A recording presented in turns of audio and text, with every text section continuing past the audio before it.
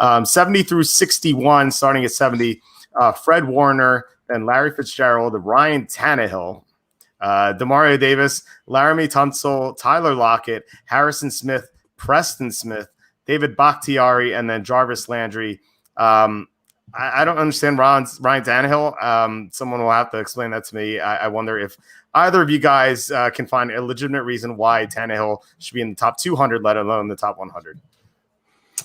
Yeah, I think with Tannehill, it's, he was on the team that went to the AFC Championship game. I mean, he didn't really do anything to get them there other than play well in the regular season and, kind of luck into a couple matchups that he was able to be on the winning team for. But it was Derrick Henry that carried the Titans in the playoffs. I mean, Tannehill sparked them with some energy after he replaced Marcus Mariota, but by no means is he anywhere close to the top 70 players of the league. He does not belong on this list. Just think of his track record in Miami. And yes, I know Adam Gase was his coach. Adam Gase is not a good coach, but we are vastly overrating, and by we, I mean the NFL players who made this list, vastly overrating 12-game sample size from Ryan Tannehill and a sample size that he wasn't even that great for the last 3 games and really benefited from his running game. I think this is clearly the most egregious part of this section of the list, and maybe on the list overall, though there are some other things we'll talk about later that are kind of iffy as well. I agree. Yeah, Ryan Tannehill. I don't think he would make a top 200 list if I were making it. I mean, maybe he'd been the. And I think you're right, Jacob. He was the quarterback that went to the title game, so that was the. Anyone who watched those games know that wasn't him. That was the offensive line and the running back and their defense. Particularly their front seven playing really well down the stretch in the playoffs. What a terrible thing. Fred Warner, I think, in my opinion, he's good. I think he's a little overrated. I just was watching their defense, particularly watching their defense in the playoffs and in the Super Bowl, and their back seven wasn't great in the playoffs. Actually, it was their defensive line. I think I underrated how good the San Francisco defensive line was, and I overrated the rest of the defense. I think we think of their defense as being good. It's not really their defense. It's that front that is just so dominant. So I think anyone in the back seven on the Niners are being overrated, in my opinion. Larry Fitzgerald, you got to love him. He's a Hall of Famer, an amazing side note, fun statistic on Larry Fitzgerald. He has more tackles in his career than dropped passes, according to the NFL, according to the Elias Sports Bureau. He's a wide receiver. He's tackled more guys. This is remarkable. But I don't think he's the 69th best player at this point in his career. So I think Tyler Lockett feels a little higher here than I would want him. I definitely think he's not in the top 70 in my mind. I think there are some receivers better than him. But I guess I'll say it now. I was joking about Nicky Foles earlier. No, the quarterback that belongs in the top 100 is Carson Wentz. And the fact that Carson Wentz is not on this list and Kyler Murray and Ryan Tannehill are on the list, as well as several other guys we'll get to in a second that I think are not – and I know I sound like a homer, but it's stupid that Carson Wentz, who's clearly top 10, maybe top 7, is not on the list in terms of quarterbacks. Yeah, and I'll respond since I have no Philly ties. Sorry to jump in the order here, but Carson Wentz absolutely belongs on this list over those guys. And just one other guy on this list who I think is a little bit higher based off some of the receivers. I think Jarvis Landry is a little bit too high. He puts up a lot of stats, but I don't think he's better than Keenan Allen. I think Keenan Allen is a much more dynamic playmaker, so I would rank him lower as well. But Carson Wentz should be on this list, and you could replace him with Ryan Tannehill at this spot, and I think all of us would be like, there's no problem with that. Right. Yeah, there are 3 receivers in this group, and Keenan Allen's better than all of them, which is bizarre to see them ranked all ahead of him. I don't get it. Larry Fitzgerald, one of the best receivers of all time. I feel bad saying something bad about him. Just a class act off the field and just a great player on the field, but at this stage of his career, you can't put him 69. I think that Christian Kirk is better at him at this point. Preston Smith, I don't think belongs at 63. He's okay. He's a decent player. He's probably in the 101 to 150 range, but I don't think he belongs in the top 100. And would it be crazy to say that Ryan Tannehill is closer to being the 68th worst player in the NFL than the 68th best player? He did a fine job managing the team. But if you're ranking all the quarterbacks, Jacob and I just ranked all the starting quarterbacks in the NFL. Jacob, I can't recall, but did we have him in the top 25 of quarterbacks? I don't think I did. I think I had him and Derek Carr at like 27 and 28. So I don't know. I can't say that he'd be closer to 68th worse than 68 just because of the roster fringe guys. But if you were taking like, I don't know, the top 500 players in the league, like I think there's a very, very good chance that he would fall on the latter half of that. Yeah, I think, well, what if you just take the starters? There's 704 starters in the NFL. I think he's closer. I'm not saying he is the 68th worst. I think he's closer to that than the 68th best. I don't know. I can agree with that, I think. Brutal. It's brutal. Yeah. Well, that's how we do it here. All right, 60 to 51, starting at 60, Logan Ryan, then Odell Beckham, Kirk Cousins, Davante Adams, DeForest Buckner, Zack Martin, Stefon Diggs, Marcus Peters, Chris Jones, and then Todd Gurley. If Todd Gurley were healthy, then I agree, but he's not. So I don't know how you could put him in the top 100. But nothing's worse than Kirk Cousins, except for Tannehill. I think that was worse, but Kirk Cousins at 58. Jacob, I know you covered him for quite some time. Curious to hear your opinion on Cousins. I don't think he belongs in the top 100. I think he's just outside the top 100. I have a better opinion of him than I did at this time last year, partially because the Vikings were able to get a big postseason win over the Saints. And the big knock on Cousins was that he wasn't able to finish in crunch time. And that was definitely his reputation for the first however many years of his career. I think his first 5 years as a starter, he didn't finish. But last year, he at least finished a game, so I could consider him like, oh, maybe he could be in the running for the 100th spot. But no, he does not belong in the top 60.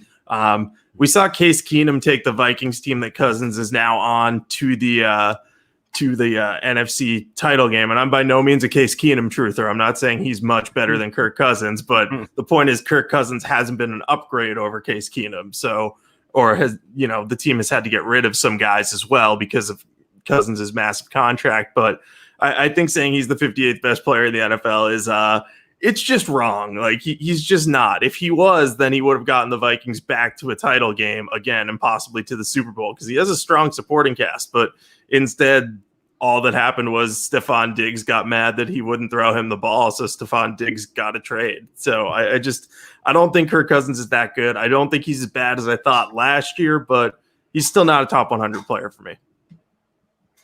I think my assessment of Kirk Cousins is very similar to what you said, Jacob. Like, I feel like my confidence in him has gone up in the last year, but still, he's barely a top 12 guy in my mind, the quarterback position. I mean, he in my mind, if I don't remember what you guys' list was, but I don't know that Cousins is probably a 14th or 15th best quarterback in the NFL in my mind. So he doesn't belong in the top 100. I think is atrocious. The other guys on this list that I think I would put a little higher, I think I would put both Chris Jones and Zack Martin a little bit higher. But funny thing is, I actually think both of those guys, before I look at this list, I would have thought both of those guys were slightly overrated. But based on this list, they seem to be underrated. So I'm a little confused. In my mind, I thought, I like Zack Martin. I don't think he gets enough credit. And then I'm looking at 55 going, oh, I thought he's the kind of guy that would end up in like the top 30 or top 40 because the Cowboys have, they have that allure of having this great offensive line, even though it's not as good as it once was a few years ago, So I think those guys, the other guys on this list that I'd put down, Marcus Peters was terribly inconsistent. I'm watching through the 2019 season right now. He was really inconsistent last year. I thought the Ravens got a steal trading for him for almost nothing. And then I realized why, because he's inconsistent. So he doesn't belong this high on the list. Maybe he's still top 100, but not there, not 53. The one that I don't know how to rank is Odell Beckham. I don't know how to rank him. Are you asking me just on talent? Because if it's on talent, he's a top 10 guy in my mind still. Like in the NFL, he's got all the talent.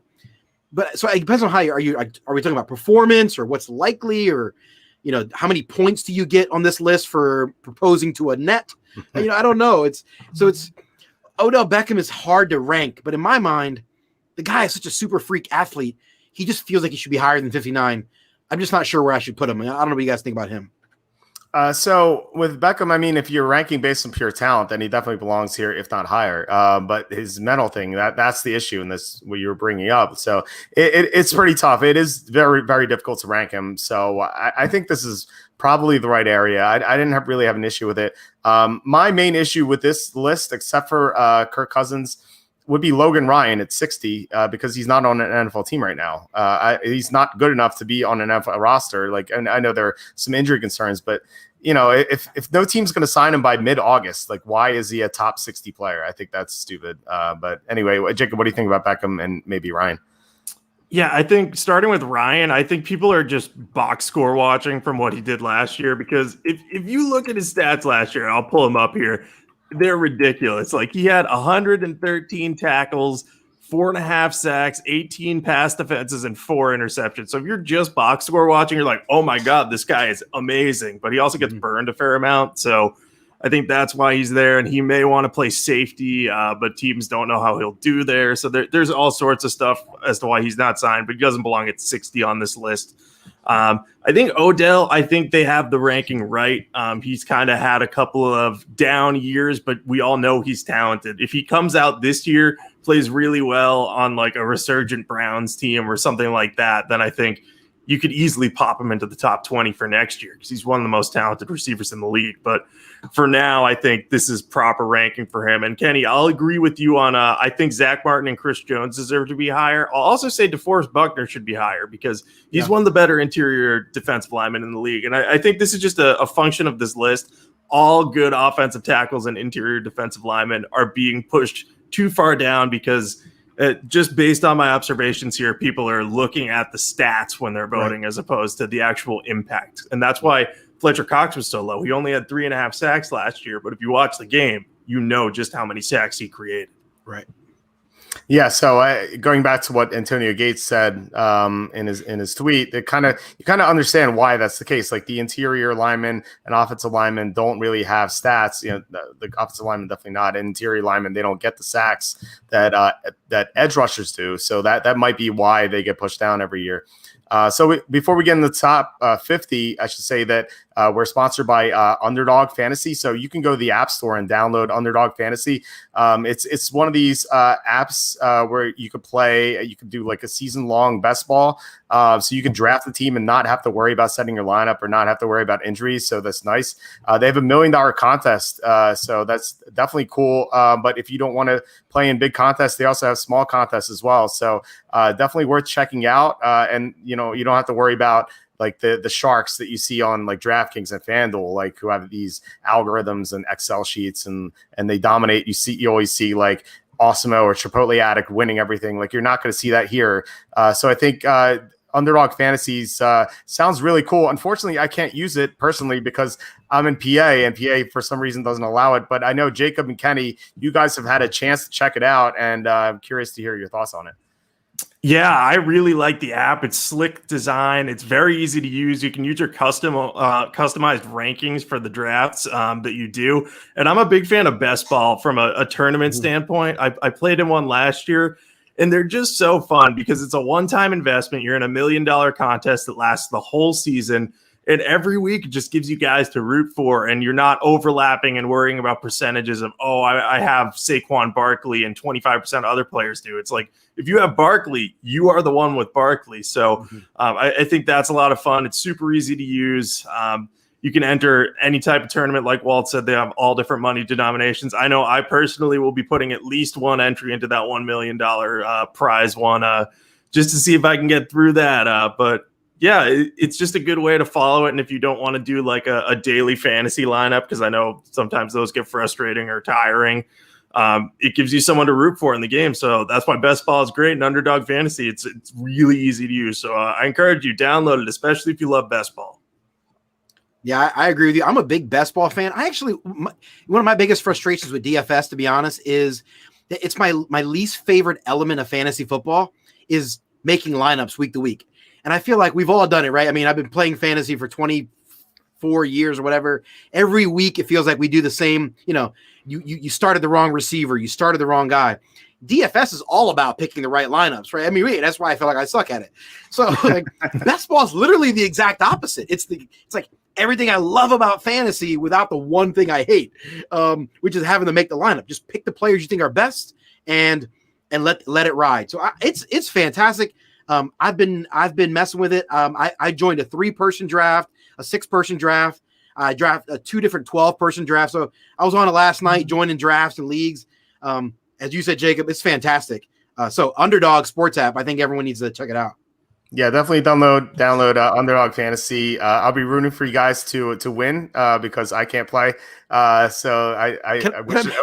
Can I make a political comment about the stupidity of Pennsylvania laws that allow for some DFS and not others? I don't understand the rules here. What's going on? I don't know. I think we're a backward state. I don't understand. But yeah, what I do understand is that if you enter in promo code Walter Football, one word Walter Football, you get a bonus with your first deposit. So that's nice. I downloaded the app last night and it was like, oh, you can't play. I'm like, oh, this sucks.